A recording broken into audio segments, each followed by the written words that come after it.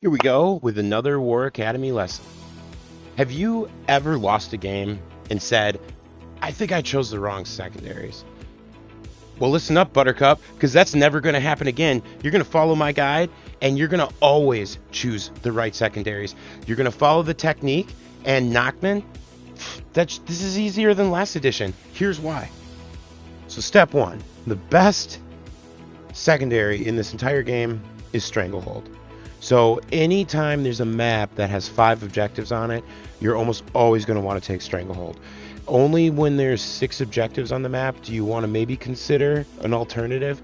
You have to control 3 objectives and more than your opponent. So on a 5 objective map, if you control 3 objectives, guess what? You have more than your opponent. But now on a 6 objective map, you're going to have to not only control the 3, but also shoot your opponent off of 1. The reason why this is the best secondary in the entire game is because you're already doing this for the primary. Primary comes first. That's why it's called primary. Secondaries are secondary to the primary. But just by playing the primary, you're going to score points on stranglehold. So always try to kill 2 birds with 1 stone.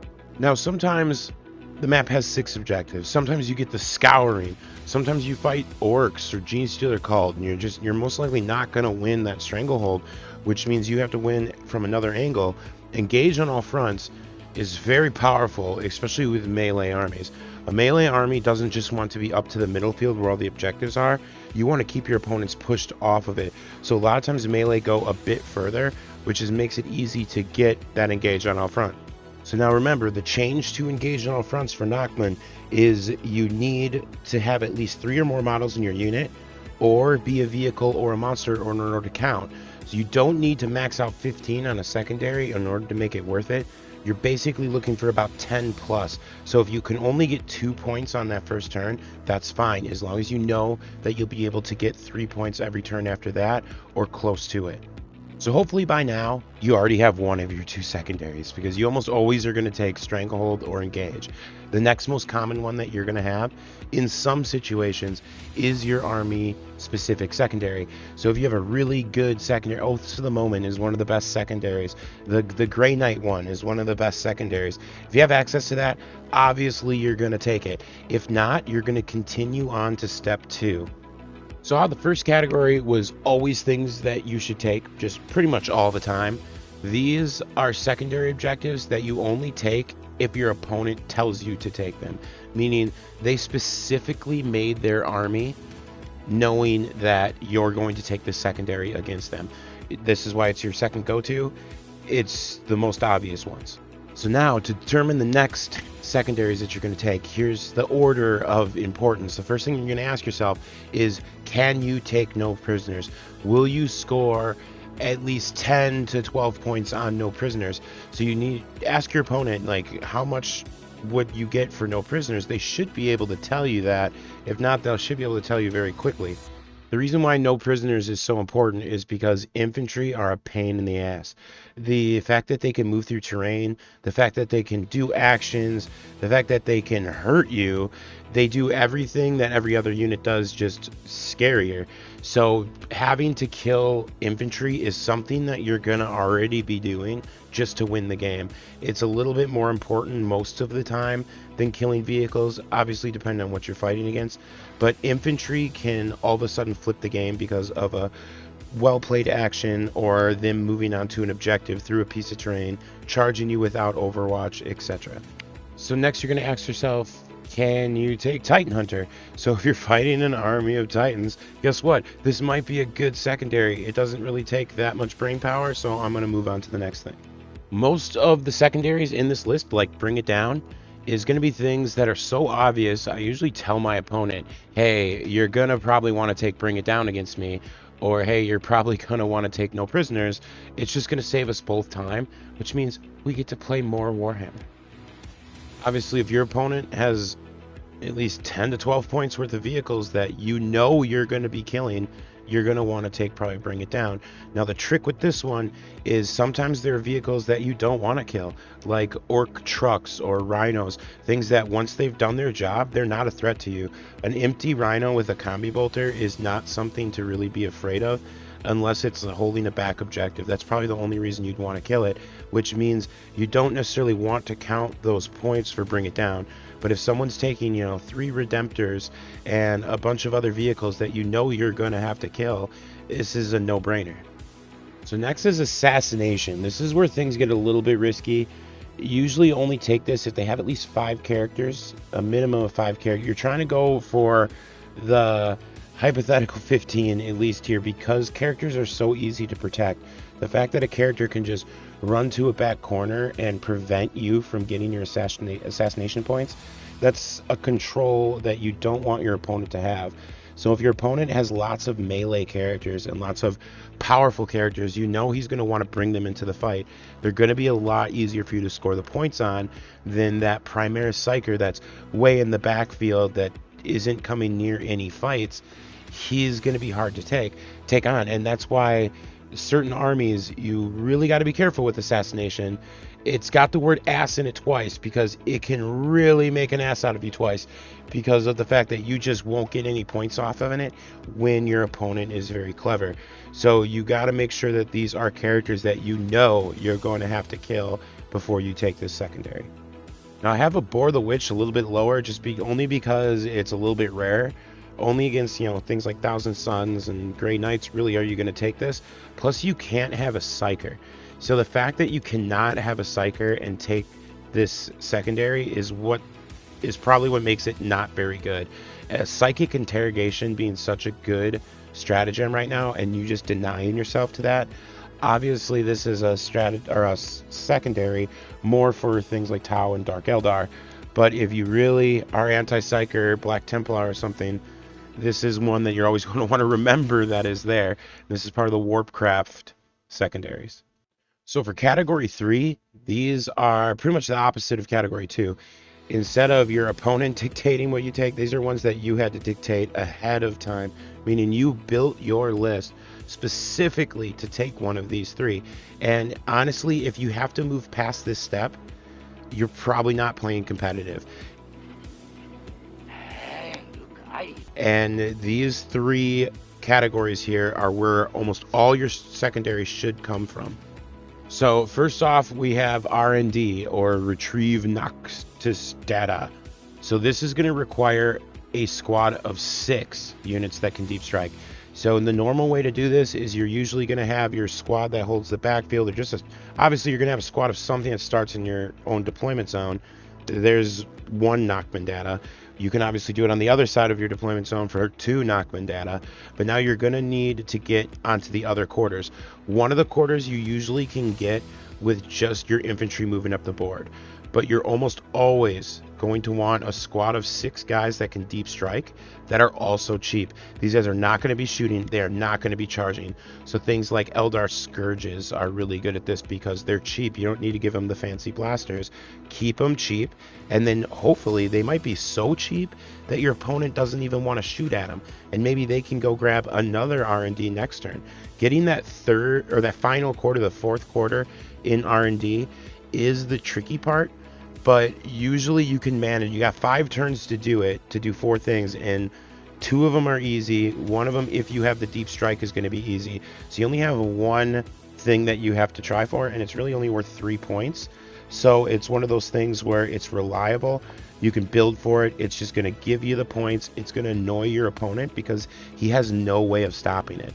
Now, the mistake people will make is it's not like it used to be. You need a squad of 6 to make sure it goes off every time. The reason why, like, when you do a tournament, a lot of tournaments are going to be 6 games. So in 6 games, you're going to bring this unit down, and if you've only brought 5, if you roll on 1 dice roll, you're going to fail. So if 6 games, rolling 6 dice, you're gonna fail one of them, and it's just gonna be feels bad for you.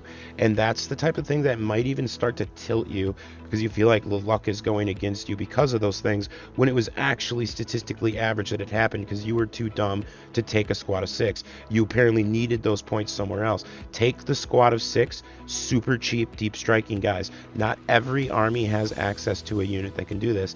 If you don't have access to a unit that can do this, move on down the list. So next we have my new favorite. So the Psychic Interrogation. So one psyker is all you're going to need for just easy victory points. This is a Warpcraft one, so usually it's already open anyways.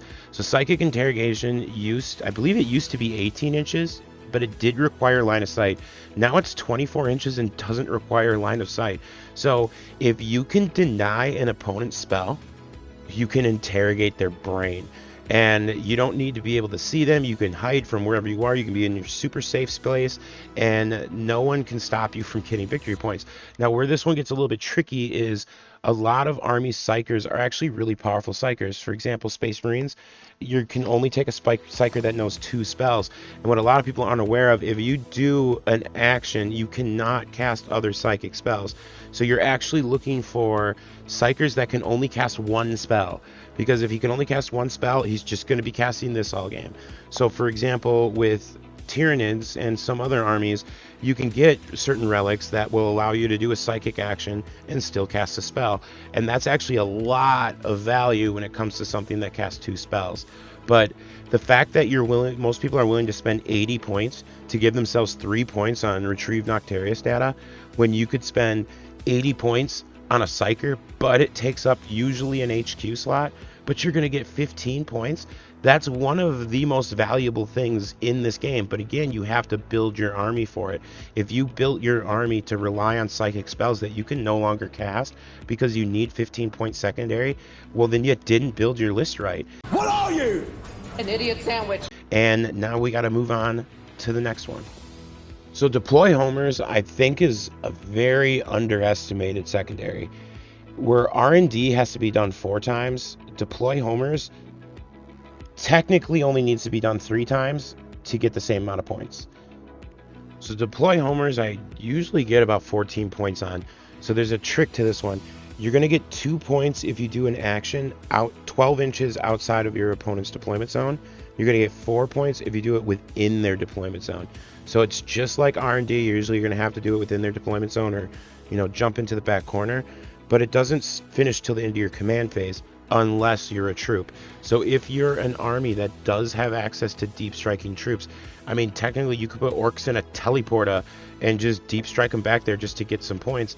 If you can get to a spot where you can hide, get to a spot where you're not threatening to your opponent, you can just sit there and deploy homers, or even make your opponent have to backtrack and come all the way back just to deal with that unit that's going to keep getting points. You don't have to do as much movement as R&D, but you have to be troops that do this.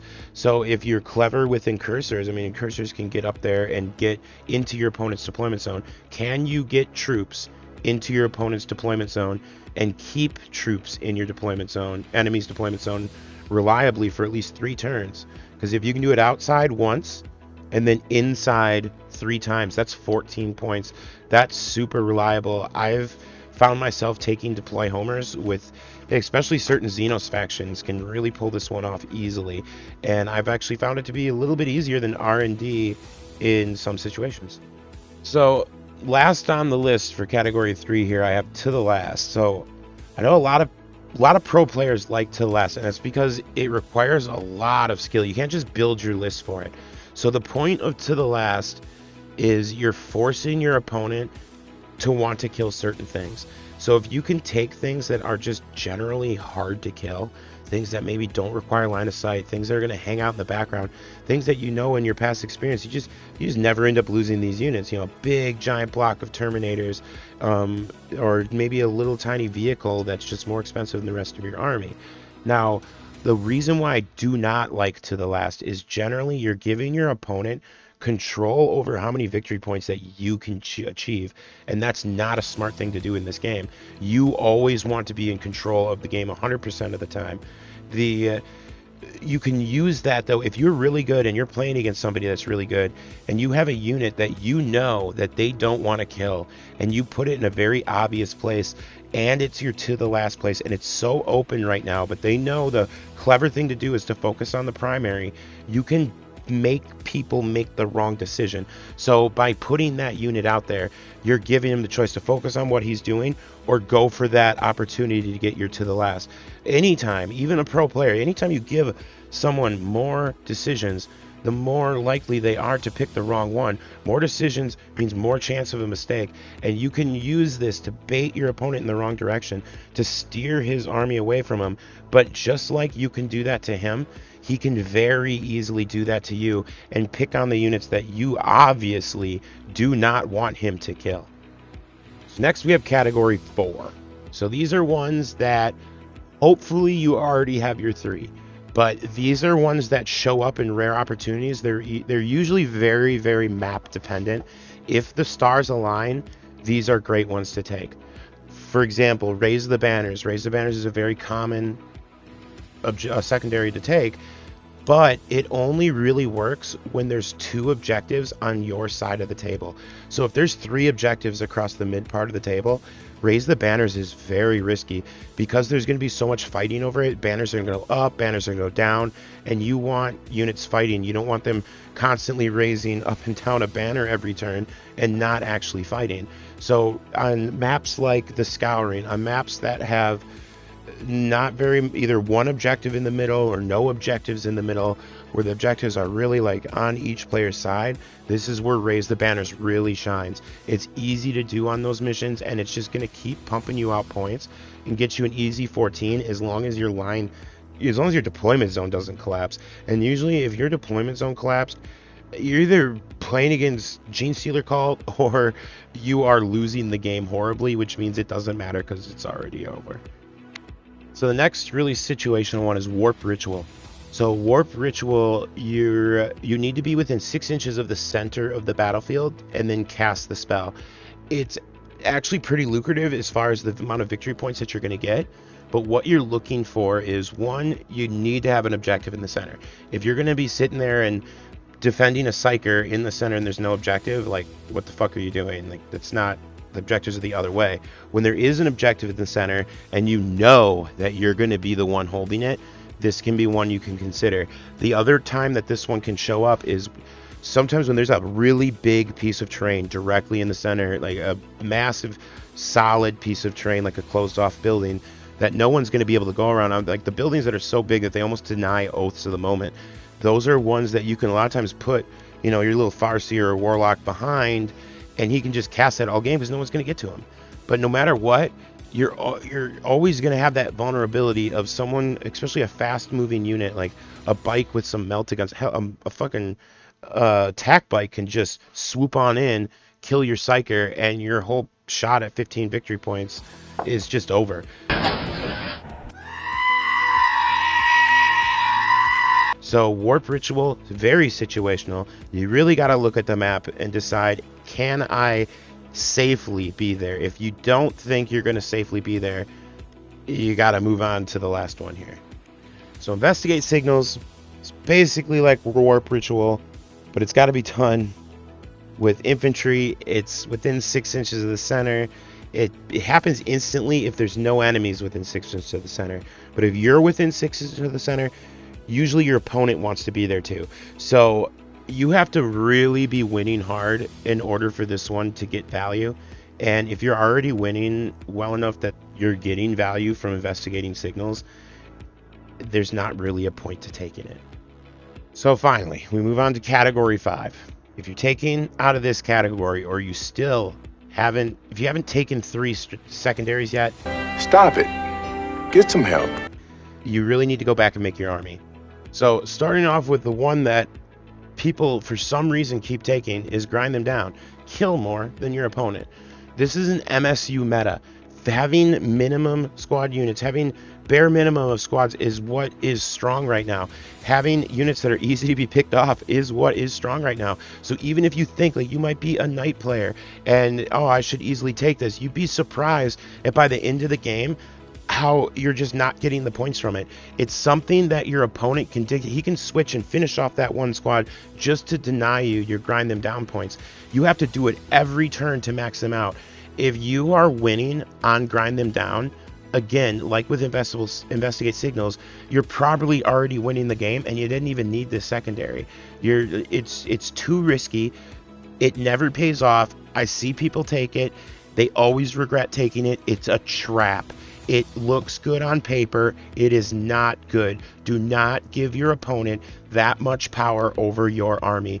Even in the situation of armies like knights, things like to the last are usually just going to be better. Behind enemy lines, it's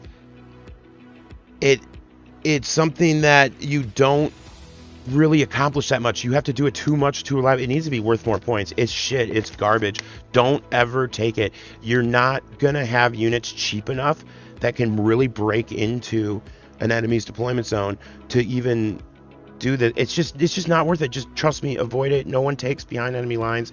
It's horrible secondary. The only thing worse than it is Pierce the Veil. Pierce the Veil is really bad because of the fact of psychic interrogation being so good. I'm making this channel and this list for competitive, and just pretend Pierce the Veil doesn't exist, and don't even try to argue that it might be good in a certain situation, because it's not. It's awful. It's at the bottom of my list. I couldn't find a worse secondary than Pierce the Veil. I really hope that this list helped people, though. And this is how my brain works. Every time I do any type of match, I just start at the top, work your way down. Yes. No. Yes. No. There's your secondaries. It's that easy. Follow this guide, and you should never complain that you lost because you chose bad secondaries. I really hope this helped you guys. Please leave me a like, leave me a comment, let me know what you think of this list. I would love to hear how you think I'm wrong. Tell me down in the comments. I'll see you in the next video. So check out the description down below. You can contact me on Discord. Send me your list. I'll tell you why it sucks. Or we can play some Lost Ark, some Phasmophobia, some Tabletop Simulator. Send me a message. If you love this list and you want a printable PDF version of this list, check out my brand new Patreon. Just sign up for just $1. I'll give you the printable list. You can bring it with you to your next game or games, and you don't have to worry about secondaries anymore because it'll be right there. Anyways, check out my next videos right over here.